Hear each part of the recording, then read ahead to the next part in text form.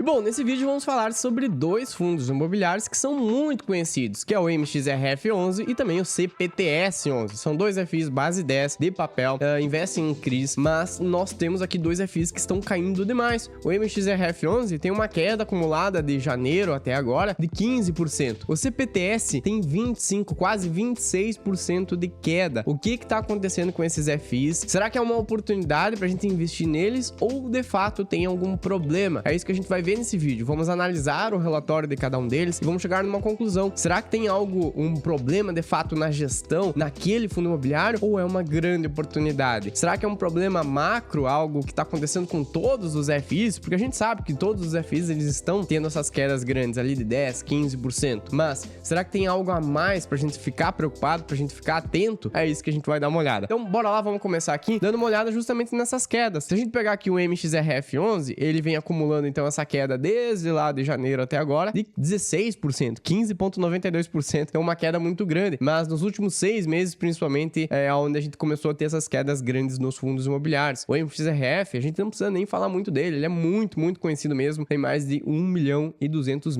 investidores. CPTS11, como é que tá? Ele tá aqui sendo cotado a R$ 6,35. Daqui a pouco a gente vai ter os FIs base 5 e não mais base 10, com a tamanha queda que nós temos aqui. Então, olha só, CPTS tava lá no início do ano sendo negociado ali perto de R$ 9,00 e agora tá aqui em R$ 6,35, tá muito descontado, 26% de queda de janeiro até agora. E bom, vamos passar primeiro aqui pelo MXRF11 e depois a gente vai pro CPTS11. O MXRF, como eu falei, é o mais famoso, é o mais conhecido, ele tá aqui com esse desconto de 5%, se a gente for olhar aqui pro PVP, se ele fica igual a 1, tá no preço justo, se ele vem abaixo, tá com desconto, se vem acima, tá sendo negociado acima do seu valor justo. Então, o MXRF é muito difícil mesmo encontrar ele nesse patamar aqui abaixo dos R$ 9,00. Claro que nada disso é uma recomendação, mas aqui abaixo de R$ 9,00 é realmente uma raridade pra gente encontrar o MXRF. Então, R$ 8,90, que ele tá aqui praticamente com esse 5% de desconto. Geralmente ele fica aqui com um PVP de 1,05, 1,10. Então, realmente, o MXRF ele tá aqui num valor bem interessante mesmo pra gente olhar. Mas, será que tem algo a mais acontecendo com ele ou simplesmente é o mercado, é esse momento que a gente tá vivendo de crise nos fundos imobiliários? Então, para isso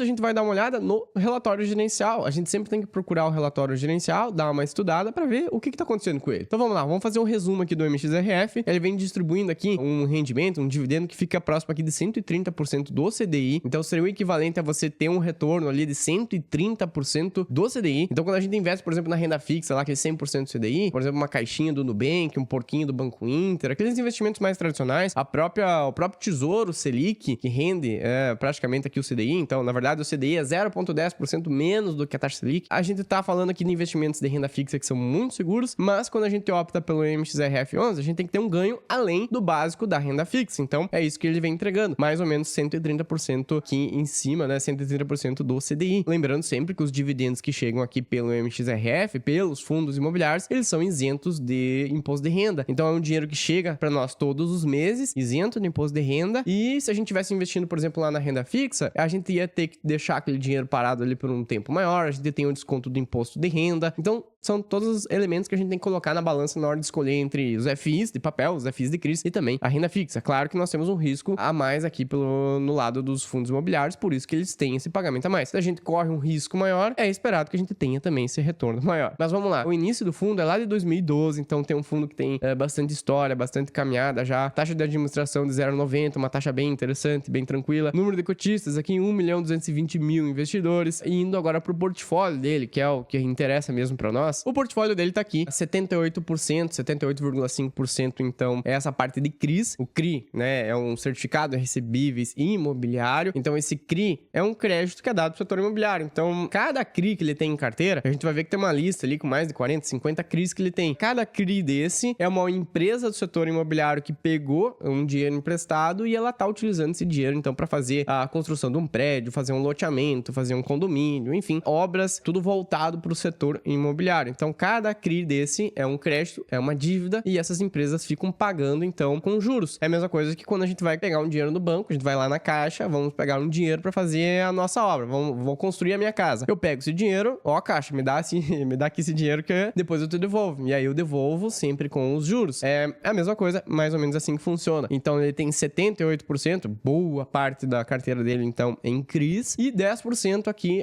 na parte de FIs. Então, ele também investe em outros fundos imobiliários. O que está acontecendo com os FIs no geral? A gente está vendo quedas em praticamente todos os FIs. Então, esses 10% da carteira dele provavelmente estão sim em queda também. O que segura o MXRF, os CRIs continuam pagando bem e tendem a pagar mais, mas aqui os 10% que pode estar balançando no momento. Nós temos FIs que estão em queda, então fica um pouco mais difícil para o fundo ter um rendimento melhor ali com eles. Tem aqui 7% que está em caixa e o restante aqui em permutas financeiras. Então tem um dinheirinho ali que ele também tem que alocar. E olhando para a parte dos CRIs, então, quando a gente pega esse dinheiro emprestado, a gente tem que pagar com os juros, mas esses juros, eles ficam atrelados ou ao IPCA, ou ao IGPM, ou à Selic, ao CDI. Sempre que eu falar Selic, CDI, é praticamente a mesma coisa. O CDI é 0,10% menos do que a Selic. Então, é mais ou menos ali a mesma coisa. Mas eles ficam sempre atrelados a um índice. No caso, boa parte desses CRIs que o MXRF tem ficam atrelados ao IPCA+. Então, é sempre aqueles juros de IPCA mais 5, IPCA mais 8, IPCA mais 7, que é o quê? O IPCA é a inflação. É a inflação mais 5, inflação mais 7, inflação mais 8. Então, essas dívidas, esses CRIs que ele tem, boa parte aqui, 73%, estão atrelados à inflação. Se a inflação dispara no nosso país, o MXRF ele acaba recebendo mais grana, porque os CRIs que ele tem ali, as empresas que pegaram esse dinheiro emprestado vão estar pagando a inflação daquele período, mais a taxa fixa. Mas essa inflação é variável, então se a inflação dispara, ele recebe mais. Se a inflação diminui, ele recebe menos. E o restante, então, aqui está atrelado ao CDI mais alguma taxa, cerca de 16%. Então, é muito importante que a gente olhe para isso daqui, um indexador, 73% para a inflação e 16% ali para o CDI. Olhando para a carteira dele, para o portfólio mesmo de CRIs, olha só, aqui novamente, ele tem, então, esses CRIs estão distribuídos aqui 30% para o setor imobiliário residencial, varejo alimentício, partes de varejo mesmo, shoppings, agronegócio, propriedades e assim por diante. Então, aqui, como a gente falou, 80% aqui IPCA e o restante em CDI. Aqui embaixo tem toda a carteira de CRIs, como eu comentei, são vários CRIs que ele tem dentro de carteira, e cada um deles vai estar atrelado, olha só, IPCA mais 8, quase 9, IPCA mais 9,11, IPCA mais 8,78, IPCA mais 7, opa, chegou um CDI mais 2,30. Então, boa parte dos CRIs que ele tem estão ao IPCA mais alguma taxa, e alguns aqui, né, tem também alguns outros CRIs atrelados ao CDI. Ele também tem uma diversificação muito boa, então, além de ter uma quantidade grande de CRIs, o que diminui o risco dele, tem também aqui a porcentagem, olha só, o maior CRI que ele tem corresponde a 5%, ou seja, ele tem aqui 5% da receita toda dele comprometida, caso venha dar algum problema com esse CRI aqui. Então ele tá muito bem diversificado, que o restante tudo 3%, 2%, e que vai baixando, ele tá muito, muito bem diversificado mesmo. Isso traz muita segurança. Olha só, tá aqui as duas folhas aqui, todos os CRIs que ele tem em carteira. Então, analisando o MXRF11, não tem nada de errado com ele. Simplesmente existe um efeito que a gente chama do efeito manada. Como a gente viu, ele tem mais de 1.200.000 investidores. 1.244.000 investidores aqui marcando no investidor 10. O que acontece? Quando nós temos, então, esse momento de renda fixa que está muito atrativo, as pessoas ficam olhando para os FIs. Os FIs, eles são pressionados para baixo. Quando a Selic sobe, a renda fixa sobe, os FIs são pressionados. Eles caem naturalmente um pouquinho. Aí vem o efeito manada. Então, muitas pessoas saem vendendo, o que derruba mais ainda a cota. E isso acaba gerando aquele efeito de, meu Deus, o que eu vou fazer com esse FI? A pessoa vende no prejuízo, corre para renda fixa. Então, esse é um movimento errado que as pessoas fazem, mas, infelizmente, devido a essa quantidade tão grande de pessoas, talvez aqui nós tenhamos aqui um pouco de pessoas que não sabem muito bem o que estão fazendo ali, começaram a investir faz pouco tempo, não tem tanta experiência e acabam se assustando. Elas veem o patrimônio baixando, vão lá, vendem e voltam para renda fixa. Então tem isso, tem muito isso no MXRF, porque a quantidade de investidores aqui é muito grande. Se a gente for olhar para os dividendos dele, ele tava aqui, olha só, um dividendo que tava em 0,12 centavos, baixou para 0,11, baixou para 0,10, baixou para 0,9. Aqui isso aqui vai, tem muitas pessoas também investem apenas olhando para os dividendos. Mas claro, isso aqui foi baixando porque a Selic foi baixando, a inflação foi baixando. Então era um momento que as coisas estavam entrando nos eixos, a economia estava entrando nos eixos e isso aqui estava diminuindo. Mas o que tende a acontecer agora novamente? Tanto a Selic subindo, vai aumentar o CDI, também vai aumentar, a inflação também está aumentando. A inflação, se a gente for olhar aqui o índice de inflação, ela está com um acumulado aqui de 4,87. Então a gente bateu já um acumulado aqui, a gente passou, existe uma taxa ali, uma média que a gente espera da inflação. Ela estava ali, se esperava que ficasse em 4,5, mas já bateu, já superou essa faixa, já está em 4,87, ainda tem o mês de dezembro, então provavelmente a gente vai fechar com a inflação ali perto de 5%. Então a inflação tá alta, isso tudo faz com que ele também ganhe mais dividendos agora. Então ele, naturalmente, agora nos próximos meses, ele vai começar a pagar mais dividendos. Olha só, aqui em novembro já pagou 10 centavos, quem sabe em dezembro, janeiro, já isso aumenta para 11, aumenta para 12. Então a tendência é que esses dividendos aqui voltem a subir um pouquinho aqui no MXRF11. Então assim, não tem nada de errado no MXRF. Eu realmente olho para ele como sendo uma grande oportunidade mesmo. Inclusive, eu tô investindo lá na carteira da Aurora. Se a gente for olhar aqui, eu tenho a carteira da Aurora, uma série que eu faço aqui no canal, onde eu invisto. Então, eu estou montando essa carteira para minha filha. São R$300 de aportes mensais que a gente vai investindo. Então, ao longo do tempo, a ideia é manter essa carteira por 20 anos. Ela tá completando aqui 1 ano de investimentos. E no último mês, agora, eu fiz 5 compras do MXRF11. Tá aqui ele, vamos ver aqui. MXRF tem um pouquinho, o preço médio já tá aqui em 9,18, mas hoje ele tá ainda descontado, olha só. Tá muito descontado mesmo o MXRF11. Então, claro, nada disso é uma recomendação, mas eu olho sim como uma grande oportunidade o MXRF11. Mas beleza, vamos lá para o CPTS11 agora. Esse aqui já é um pouco mais polêmico. Aqui nós podemos olhar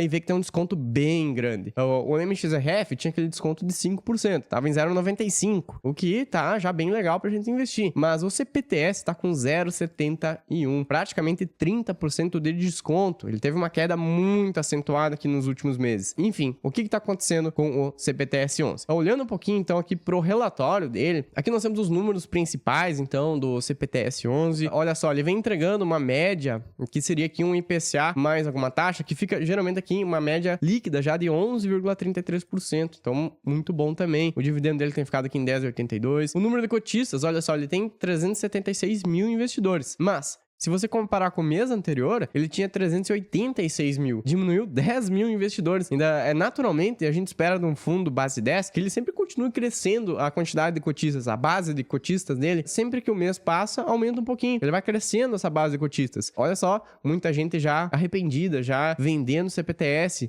Largaram de mão, desistiram do CPTS realmente de vender. 10 mil investidores aqui abandonaram o CPTS. Então, pode ser um sinal aqui bem grave que pode ter alguma coisa bem séria aqui no CPTS. Ele é um fundo grande, valor patrimonial aqui de 2,7 bi. Ele tem aqui 100% dos ativos, então, adimplentes, isso, ou seja, ele também tem CRIs. Esses CRIs são aquele crédito. Esse crédito, ele empresta para aquelas empresas. Aquelas empresas podem ser que elas passem por algum momento que elas não tenham aquele dinheiro para pagar. Aí existe a inadimplência, aquele momento que a empresa não consegue pagar. É o famoso calote. Então, aqui 100% dos CRIs que tem dentro do CPTS estão adimplentes, ou seja, todas as empresas estão pagando direitinho, não tem nenhum problema desse tipo. Aqui é um sinal positivo para o fundo. Ele é um fundo que investe, então, tem a categoria High Grade, nós temos o High Grade seria aqui CRIs de alta qualidade, então ele não se expõe tanto ao risco, um CPTS ele seria um fundo até mais conservador nesse sentido. Mas olhando aqui a parte da carteira, da alocação dos ativos, isso aqui importa demais para nós. O CPTS ele tem 65% em CRIs, 30% em FIs. Aqui já entra uma opinião minha que eu acho que aumentou demais essa porcentagem aqui em FIs. Ele poderia ter, ele é um fundo de papel, ele deveria ter, na verdade, mais aqui na parte de CRIs e menos em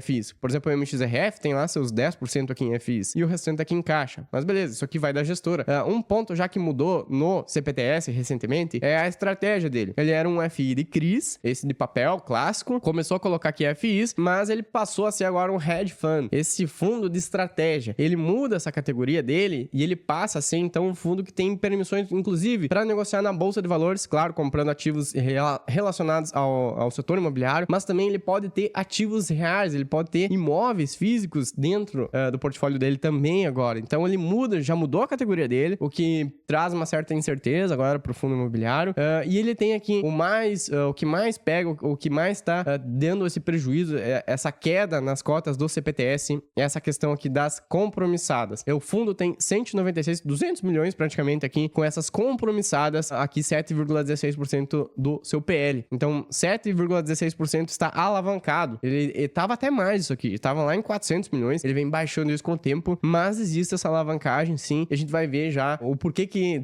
foi um negócio mal feito ali, a gente já vai ver aqui no relatório. E no restante, beleza, a parte dos CRIs, a carteira de CRIs dele, 41 CRIs, então, bem distribuídos. Aqui a carteira de FIs, então, 36%, daqueles 30% do todo, 36% então são de shoppings, 17% lajes corporativas, 17% que renda urbana, 16% logística, ou seja, todos os FIs de tijolos. O que tá acontecendo com os FIs de tijolos? Estão lá embaixo, estão despencados, estão lá caindo 15%, 20%. Então o fundo não consegue também girar essa parte aqui da carteira, não consegue ter lucro nessa parte dos FIs. Por isso que eu acho que aqui também foi uma posição muito grande que ele se expôs aqui 30% em fundos imobiliários. Mas beleza, vai da estratégia de cada fundo imobiliário. E bom, aqui nós temos um gráfico também bem interessante que ele mostra a evolução do resultado. Então nós temos aqui, por exemplo, para cima aqui a parte positiva, para baixo a parte negativa, mas aqui o resultado com os CRIs, o resultado com os FIs e o resultado das compromissadas, ali que a gente já vai ver que é a parte mais polêmica. Bom, os CRIs, eles dão lucro, os FIs estão dando prejuízo, olha só, o azulzinho aqui, ó, os FIs, muito prejuízo na parte dos FIs. As compromissadas também estão dando prejuízo, mas agora quando ele baixou já esse valor, né, essa alavancagem dele também já é um prejuízo um pouquinho menor. Mas olha só, aqui para trás as compromissadas estavam bem grandes aqui, dando bastante prejuízo pro fundo. Então são todos pontos pra gente ficar atento. E aqui entra então essa questão das compromissadas. O que é isso? Como é que funciona essas compromissadas? O que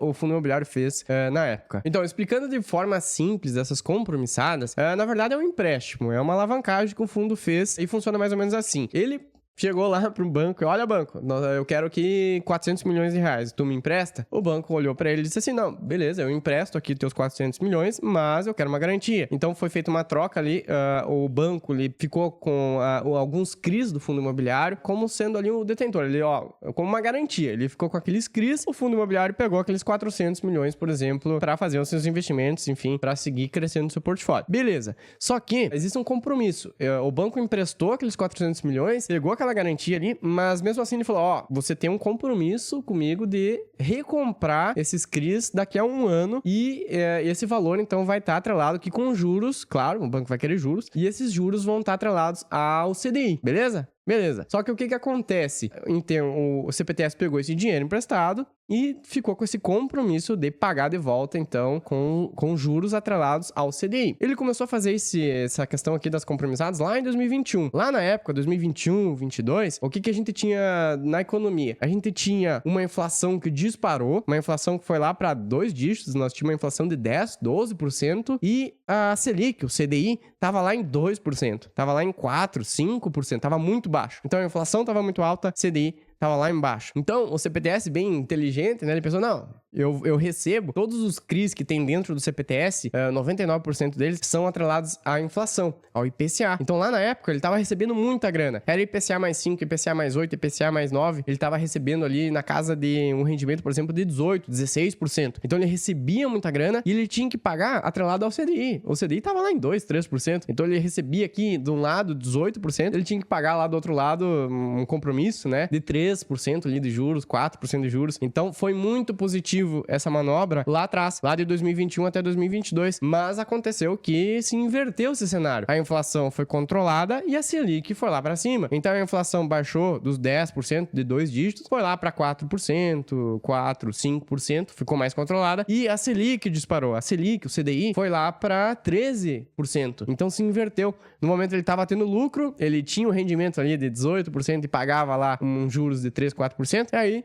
inverteu. Ele começou a receber uma inflação bem menor, ou seja, o rendimento dele ficava ali na casa dos 10% e ele tinha que pagar ali os juros atrelados à Selic, que estava lá em 13, 14%. E isso se manteve. A gente teve uma queda recente da Selic, mas voltou a subir. Nós temos novamente uma Selic que está em 12, que vai para 14. Então, essas compromissadas deram certo no início, até ali em setembro de 2022. Depois disso, começou a dar prejuízo devido a essa inversão do cenário econômico. E aí, isso deu muito prejuízo para o fundo imobiliário. Muitas pessoas também já começaram a sair do fundo lá naquela época. Então, são vários probleminhas que tem dentro do CPTS que vão gerando toda essa queda. Então, olha só, o fundo recebia, toda a receita dele vem em IPCA mais alguma coisa, ou seja, depende muito da inflação. Como a inflação ficou controlada, ele tem um compromisso de pagar com a Selic, com o CDI, e isso disparou. E aí ele ficou, claro, com esses pontos aqui negativos. Então, Ao meu ver, assim, são alguns pontos do CPTS que a gente tem que prestar muita atenção. O primeiro deles é que ele mudou a estratégia, então agora ele é um hedge fund, ele é um fundo de estratégia, a gente não sabe muito bem como é que vai ser essa estratégia do fundo. O segundo ponto é a parte da taxa de performance. Até não comentei aqui, mas eles alteraram isso também. Existe agora uma taxa de performance, não tinha antes, e agora essa taxa de performance seria o que exceder 100% do CDI. Isso foi visto também muito mal pelo mercado. Terceiro ponto, aqueles 30% nos fundos imobiliários que eu comentei, eu acho que aumentou demais a alocação em FIs. Ele tinha que se manter mais um fundo de crise mesmo, que foi o que sempre trouxe resultados para o CPTS lá desde 2014, mas aumentou demais essa alocação nos FIs e a gente tá vendo hoje uma queda geral nos fundos imobiliários. Então, essa parte, esses 30% da carteira dele também estão sofrendo demais. E fechando, então, essa questão final aqui das compromissadas, que foi um negócio ousado que a gestora fez atrás em 2021. Deu muito certo, muitas pessoas comemoraram isso lá atrás, mas quando o cenário se inverteu, aí sim deu esse grande problema, muito prejuízo de lá pra cá. A gestora ainda coloca que se somar todo esse período, de 2021 até agora 2024, praticamente 2025, somando tudo, ainda tem um leve lucro com essas compromissadas, mas a gente sabe que a Selic tá subindo cada vez mais, isso vai trazer mais prejuízos pro fundo, então provavelmente isso aqui vai dar ruim, vai dar merda. Então, a gestora, enfim, o CPTS, ele teria que dar uma maneira de se livrar dessas compromissadas. Ele já vem baixando isso, então a gente viu que tá ali em torno de 200 milhões, tá baixando, mas é isso. No geral, nós temos aqui o CPTS, sim, com problemas. Se a gente voltar aqui, eu não investiria nele hoje. Eu não tenho CPTS em carteira.